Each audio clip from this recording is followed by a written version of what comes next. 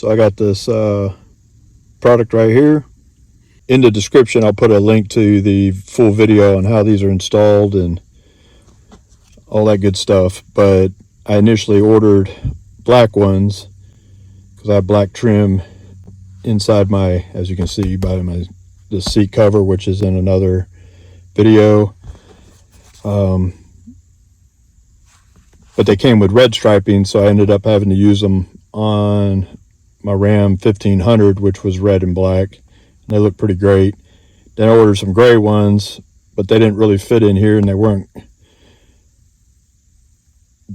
dark enough for this black. So, but they look good in my 2018 Ram 3500, which is a gray, dark gray interior.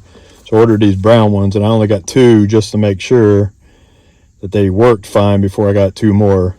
But doesn't look too bad against this saddle leather interior.